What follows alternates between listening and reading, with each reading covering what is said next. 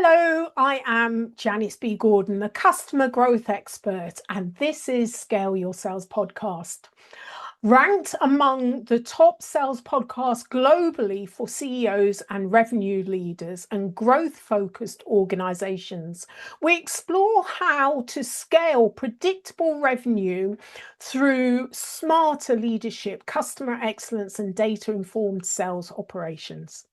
Today, we're diving into one of the biggest challenges facing growing organizations, aligning sales, finance, and operations so that revenue actually performs the way we expect it. In today's episode, my guest talks about the mistakes CEOs and revenue leaders make in failing to start with the end in mind. As companies expand, they often have a tendency to prioritize speed over strategy, adopting a mindset of we'll resolve it later. The approach can quietly lead to operational debt, says my guest, resulting in disorganized data and fragile processes. You're going to love the conversation. My next guest brings over 15 years experience leading commercial operations across EMAC, APAC, and the Americas. She specializes in aligning operational foundations with strategic growth, whether supporting international expansion, integrating acquisitions, or navigating complex transformations. She has helped scale B2B enterprise SaaS organizations from 4 million startup to multinational public companies, focusing on aligning end-to-end revenue processes and closing the gaps that impacts growth. Welcome to Scale Your Sales podcast, Mirjam Martin. Thank you for having me, Janice. It's been an absolute pleasure. And, like for other guests, we've already started having a conversation. So we better we better record this because it's so fantastic. So I'm really enjoyed the conversation so far. And I know that our listeners will too.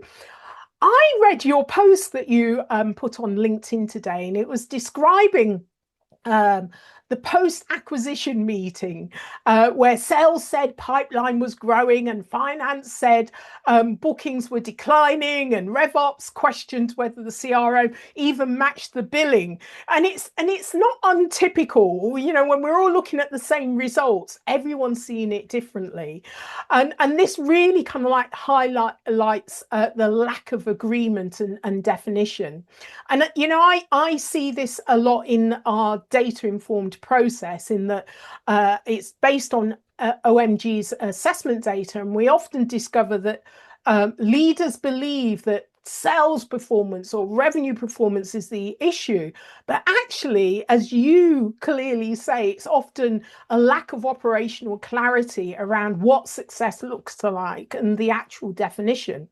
So my question to is how often are revenue problems really clarity problems, and what happens commercially when organizations scale without that shared definition? To be honest, in my opinion, but of course it is a very RevOps-centric opinion, is quite often, right? So yeah, I've been in conversations where we wanted to talk about, marketing, about pipeline and what we need and what we don't need and whether we have enough. And marketing was saying, yeah, we have enough. I was sitting there, I was like, oh, it doesn't look quite right. And then it turned out that we were, talking about different numbers, because even, the amount of an opportunity wasn't clear. In this particular company, we had quite a few fields with amount. So, you were forgiven to get it wrong. But, it's, even ARR, is that really clear to everybody? What is it? Is it, the annualized? Is it the average? Sometimes it's as simple. And a lot of people in our profession kind of start putting together like a data dictionary, right? Because so that everybody's clear on, like, how do you organize win rates? And that, to me, when there is an acquisition, coming back to that, it amplifies, because now you bring in two sales cultures that have done things in a certain way quite successfully, right? And, talk about things without anybody stopping to say, are we actually talking about the same thing? And I think that little stop and say, hey, are we talking about the right thing? So, I should have asked before the meeting to the marketing team, what field do you use to measure your amount? It was as simple as that. Took us some time to unpick it. But the point I'm making here is, just because we use certain words, just because we think we know how we're going to market, isn't necessarily always as clear as it may appear, right? Especially when two sales cultures come together, which was the point of my LinkedIn post. Yeah, and even without two sales cultures coming together, the individuals come from different cultures.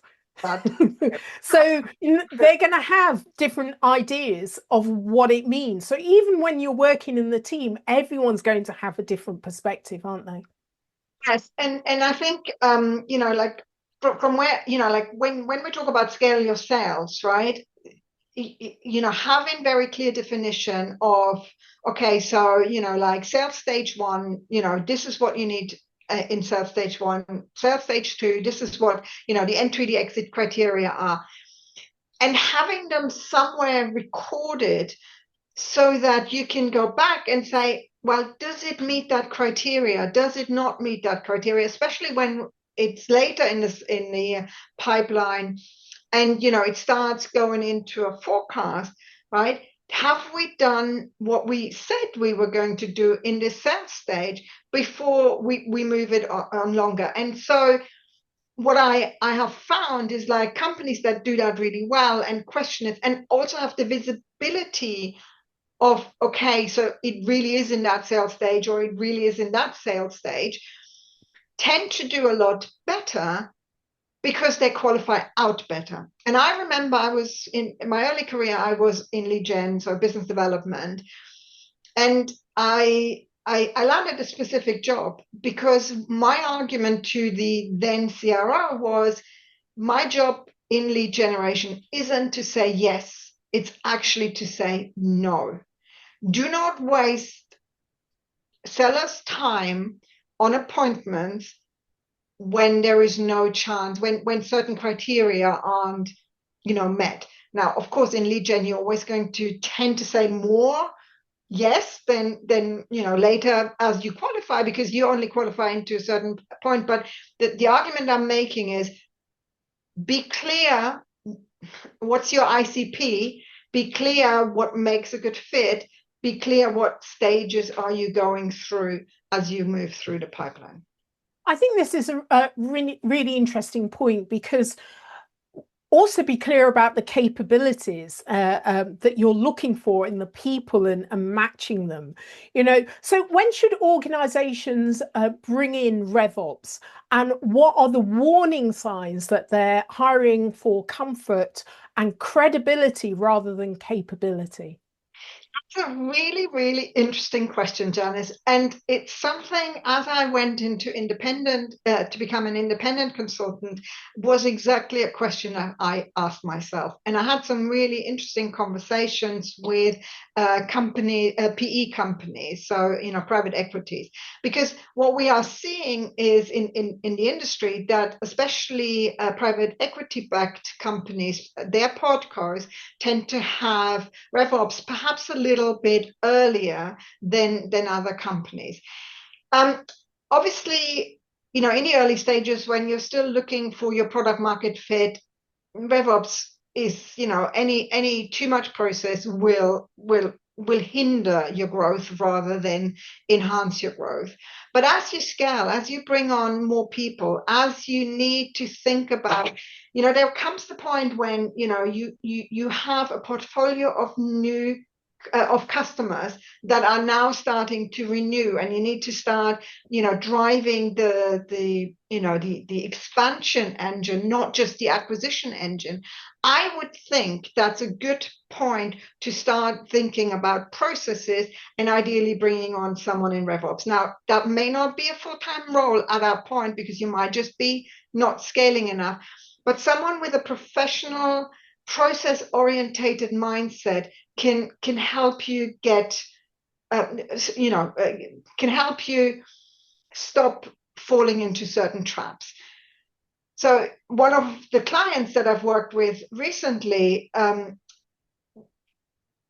they, for example, are not necessarily able to have the contractual details of their customers at their disposal. They have to actually go into a PDF and look at the contract. Now, a lot of companies may be like that, but it's not ideal, right? You know that you need to know, okay, when's the expiry date, what's the, when can the contract be renewed or not renewed? Do I have the ability to increase price? And if so, by what? At what stage? Those are key elements that, in SaaS, we know are going to come our way ultimately. Capture them. It's not, capture them so that nobody needs to then find the PDF and read the PDF and read it again. It's all about, that efficiency, make it a well-oiled machine. As I said, maybe at that stage, it's not a full-time role, but you can bring on a fractional person that can help you set yourself up and that starts thinking, like end to end, right? So, does marketing market to the right ICP? Does sales, have the entry exit criteria that they need to qualify? Does CS have what they need to implement? Does finance have everything to write the bill and charge the customer correctly? It seems to me that companies that's moved from startup and they're going into scale up, they often don't know what they need. And by having a conversation with that expert, whether you're taking them on board or not, it's just they give you the expertise and understanding of where the gaps are so that you have an understanding of where they can help. Because I couldn't imagine, and in fact I know from OMG's data that you've got the bringing them on the expert too early, bringing them on too late can be equally as damaging, but also having the wrong person in the seat can be really expensive and very damaging as well. So listening to you, it also seems to be that it's understanding what are what the landscape looks like, what it could be, what are the possibilities, where are the gaps. And perhaps you need that expert as an advisor initially to help you identify that so that you can create the spec for the right person, whether they are fractional or not. Totally agree. And I would also argue, and I didn't actually mention this, do not bring on RevOps before you have a CRO, right? Because at the end of the day, if the organization isn't having someone in charge of the end-to-end from a revenue producing point of view, nobody will be successful oiling the machine if the machine isn't built, right? And ultimately that's what we do, we oil the machine, right? But and again, like you said, right, like having conversations with perhaps some fractional people, see if they can help you initially. And at some point, you will also want to bring on someone, full-time. But, I think having conversations before that need is absolutely clear is almost more important, to your point. Yeah. Yeah. In our industry, so much is to the original question, so much is done on ego. and not enough on actual capabilities, but you have to have a clear understanding of what your needs are and what those capabilities might be, in order to, you know, provide that oil that's going to scale the organization. So yeah, really interesting point. So what competencies actually make RevOps successful that leaders often underestimate? So, I mean, there's various elements to RevOps. So there is obviously the data insights. So, you know, someone that you know, is good at looking at the data and interpreting it, and also perhaps a little bit anticipate what needs to be happening. So, you know, I don't know, like think about, hey, you know, it's September, we're going to go into planning season, so possibly we need to start looking into the productivity, and you know, like what are the numbers, you know, from a bottoms up point of view?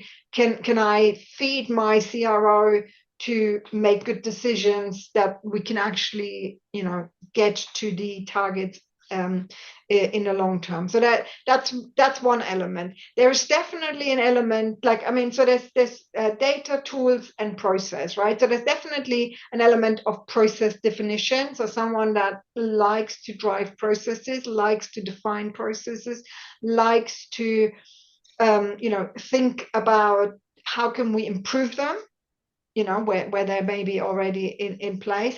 And then lastly, of course, you know, some technical skills. Now, there is this new advent of go-to-market engineers coming along, and I think it's really refreshing to see. So rather than, you know, your CRM admins, right? These are people that, you know, RevOps would build the blueprint and they make that blueprint a reality, but not just around the CRM, widening that tech stack across the whole go-to-market, you know, from marketing needs all the way to the customer success needs, right? So, and possibly even including, you know, a good integration to any financial systems, because I see that dropping off so many times. You know, that the finance team and the revenue team are just not talking enough, right? Like how good processes look like. So in essence, really, a Jacqueline of all trades, right? Because, you know, what I've just described there is a massive, massive, you know, spectrum of skills. And that makes it really difficult, as, you know, like for me as a professional, because nobody is going to be good at everything at the same time, right? Like just very rarely is everybody, like some people are really, really good with systems and perhaps less good with process definition. Other people are, you know, your data experts, but perhaps, you know, not so much in the tools. It just depends a little bit, but that makes it difficult. And I think when you're hiring, you need to think about what does this particular organization need more? Do they need someone? And I'd say if it's first in place RevOps, often you need someone with good technical skills, because you might need to build some CRMs and some fields and some, you know, all those fun things. Whereas, you know, like if you're later on in your journey, you might just need someone much more process orientated and data driven, and provide you with the data insights. Yeah, interesting. You know, as you say, it's a bit of a minefield, really, isn't it? So, what about the governance framework? Often governance sounds like bureaucracy to commercial teams, doesn't it? So, what does good governance look like when it actually enables speed instead of slowing down revenue? Yeah, I mean, I always feel that within RevOps, one of the very important skills is commercial empathy, right? So to your point, governance is good. Governance is, you know, something you always need to look an eye on, to have an eye on, because otherwise your data, I mean, you want to drive data, you have to have good data, and good data only happens when, you know, it's entered into the systems in the first place correctly. So why is commercial empathy important? Because I think you need to understand how hard it is to sell. You need to have a good grasp of, hey, introducing a new field, who's going to fill this in? Am I asking something that's not valuable for the team? Is it reasonable for me to ask that, right? Could I get there in a different way? Perhaps think about automation to fill certain things out as well, which obviously with the advent of AI, we can hopefully do a lot more there. But governance is important. So let's turn it the other way around. What happens when you haven't got governance, right? So I worked for an organization where they didn't have any governance of entering account names into the system. Now, yeah, okay, so you're going to have a lot of duplicates. Well, if you're as you grow and you have so many duplicates, and then you have not necessarily linked them to one company, and now you've got like, I don't know, like a contract with this entity and a contract with this entity and a contract with this entity, and the customer comes to you and says, tell me what's my usage across my company, and you can't put it back together because the data is so out of whack.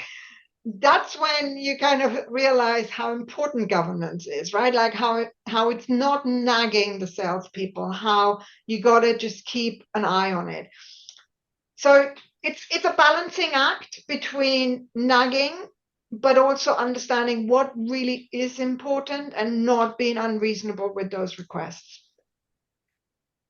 I think it's really interesting. One thing I've heard you say is start with the end in mind in terms of creating kind of the governance for the organization. And you've mentioned, what's really important. Am I having the kind of commercial empathy to understand what's really important and what the user or the implementer of the data will bear? Because there's no point introducing something if half of the people are not going to do it. They're just not going to do it.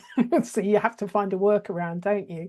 So when you're looking at starting with the end in mind, how much of that is going to be contracted, stick? You've got the carrot and stick, really.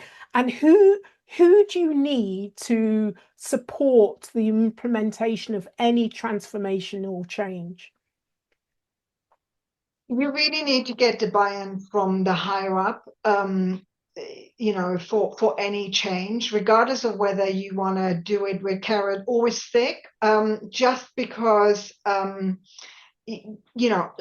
who am I to tell a sales organization or a marketing organization or a CS organization to change their processes? Who am I, right? I mean, but if I'm the CRO, then yes, I can tell them how to do it. So that relationship between the CRO and the RevOps person is critical. It's absolutely critical. And in the past, when I interviewed for full-time jobs, I've often asked to at least speak to the CRO twice, because if I have an hour with them, can I really, judge whether we have a good chemistry? Because that's really important. And as you drive towards change, as you make some suggestions, have his or her buy-in first before you drive forward with whatever you're trying to achieve. Similarly, as because we were talking about governance, I have found it more successful if, rather than me sending out emails to the individual seller, that I go to their manager, may not be the CRO, maybe just the manager, and see if they can drive that change, so that they can do it however they want to. They might have a one-on-one anyways plan, and they can say, hey, this needs to change or that needs to change, rather than coming from a a person then perceived to be a naga, right? And that's what I don't want to be, right? Like, I don't want to be the naga, but at the same time, what may seem like a small little thing that I haven't done, oh yeah, I know I haven't done it. As you scale it, right? As it becomes more and more, that's when your data gets out of whack because you haven't got that data. Mm-hmm. So talk to me about operational debt. What does this look like inside of an organization before leaders realize that it's a problem? To me, it really boils down to revenue leaks. There has to be an equation between what's sold equals what gets implemented, equals what gets built, equals what gets renewed.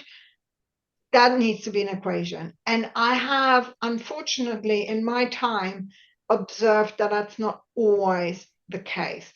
And it is often about the handoffs. Something isn't quite right. Something CS doesn't know what's been sold and therefore, or finds out the customer needs this extra little bit. Oh, we're just going to implement it, especially if they're earlier in their journey. That tends to happen. Without then informing finance, hey, or sales really, actually, hey, there needs to be a contract for this little thing because they really need it. I've noticed that in my implementation. And being customer centric, I know they need it. That's, like, okay, we didn't uncover that in the sales process, can happen, right? Rather than, oh, yeah, whatever. And then, like, everybody needs to take their responsibility here. And that equation needs to be an equation, and there can't be any leaks in that. And that's, for me, is like a lot of operational debt, because I see it over and over again how that equation, unfortunately, isn't an equation. I think it's interesting because revenue leaks rarely show up as dramatic failure. It's a little seeping, isn't it, that appears like a friction of a slow deal or missed revenue or customer confusion. So at what stage does it become hardest or most expensive to fix if you kind of ignore all these little seeping? I think the sooner you address it, the quicker it is addressable.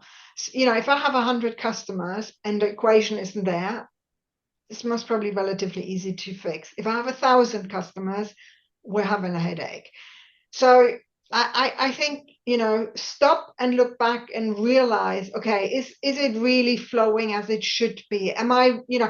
We're talking about revenue that's already earned, right? Like, this is not new sales, right? Which is much harder to get. We are talking about, realizing the revenue that has already been earned. Now, I'm talking here at the back end of the bow tie, but you could also think about leads that don't get passed on, or get forgotten, or get stale, or however you want to say so, or do not get rated properly and therefore not get followed up. All of that is actually revenue you have already earned, right? You do nothing other than make sure your process is right, and you're going to earn more money, right? Like, how easy can it be? Yet I do really think people need to, as soon as they figure that out, that there is a problem, that there are leakages in my pipe or bow tie, if you want to say so. I need to address it, right? Like, do it then, before it becomes such a big machine, and such a big effort, rather than machine, such a big effort.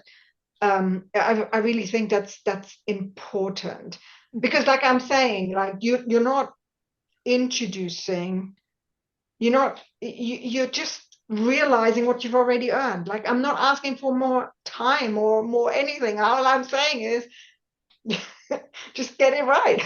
Yeah, yeah, yeah. Yeah, I get that. So, every board member is having a conversation that includes AI. You've mentioned it already. Now, I delivered a keynote in India, the human edge in an age of AI. Now, I absolutely agree with you, Miriam, and you've said that AI simplifies or amplifies whatever already exists. And I love that phrase, because if you're thinking about negatively, then that is a big deal. So what should CEOs fix before introducing AI or letting AI run rampant, if they genuinely want growth rather than faster chaos? Good point. And actually, I had a conversation with a PE company who were calling upon me because one of their podcasts let AI loose on a really bad process, and guess what? It blew up. But I think again, right? Like, as I would say with introducing any tools as well, right? Like, for me, process before tool, right? So I've seen now twice companies having a wonderful BI type or forecasting type software. I'm a super fan of them. I really love them. However, they thought this is going to fix their data problem. And guess what? It did not fix their data problem. You got to fix the data problem first before those tools make sense. And I similarly with AI, right? Like, if I don't have the data to analyze, like, for example, I don't really know what my ICP is. I can have a wonderful software that researches and gives me signals and does all sorts of things. It's not going to drive more revenue because I haven't done my homework. My homework is, what's my ICP? What are the signals that trigger a solution like mine to be needed? Yeah. Then I can say, okay, so now I don't want my salespeople to go out and research. I want to use an AI tool for that. Great, let's use an AI tool for that. Do we have enough data to feed that AI tool? Do we know, et cetera, et cetera? But don't do it before you've done that homework. And I think people are realizing that quite quickly through experiences like I've just mentioned, that AI is great, but we've all done it. We've done some bad prompting, and AI tells me something, and I'm like, oh, no, that's not what I wanted, because I didn't prompt it well, right? Like, because I didn't take the time to to really tell it what I'm looking for, or half of it was in my brain, and therefore, we've all done that, right? And it's the same for go to market, right? We need to have thought about what we're trying to solve, right? Also, when we talk about AI, in tool AI is also something we should try and harness first before we go and buy yet another tool, right? So, like, what can my CRM, what can my competitive intelligence, what can these tools do on top of what I already have, and will that drive me forward? I would say, like, what evidence have you got that the process is already working? Show me that evidence first before you speed it up, because that's what AI is going to do when you automate it and Absolutely. speed it up. First of all, you need to make sure that it's a process that is working. And so sometimes, you need to strip it out and just break it down manually to really understand what's going on. What is the thing that's making the impact, that's moving the needle? And once you strip it all out and you clearly understand that there is a clear link there, that's when you kind of add this, that's when you want to speed it up. Exactly. I mean, AI is automation on steroids, not something I coined, but I really Yeah. like it. And would you automate a process that is broken? No, you wouldn't. No, no, absolutely. Absolutely. All right. On a personal level here, what values most shape how you lead revenue organizations?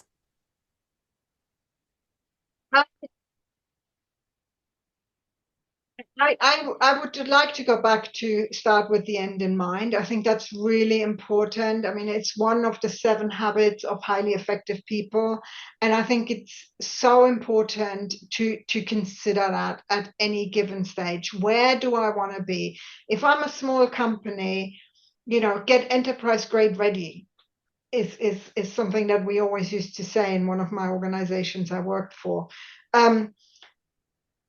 Think about how can that process scale, right? Like that's how you that's so important for almost anything we do, right? Start with the end in mind. Yeah, Stephen Covey, absolutely brilliant and so relevant, over the years, still so relevant, great insight there. So Mirjam, how can listeners get hold of you? Very active on LinkedIn, so that is most probably the best way of getting to me. I'm on there daily. I don't post every day, but I certainly do. That's most probably the best. I do have a website as well, of course, but I'd say LinkedIn is the place to get hold of me. Excellent. Really enjoyed the conversation. And thank you so much for sharing your expertise and insights. Thank you for being a guest on Scale Your Sales podcast, Mirjam Martin. Thank you so much for having me. It's been an absolute pleasure and I've really enjoyed the conversation.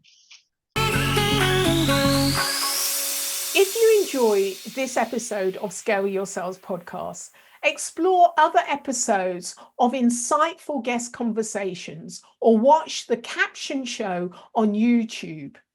Remember to subscribe so you never miss an episode filled with strategies to help you scale your sales.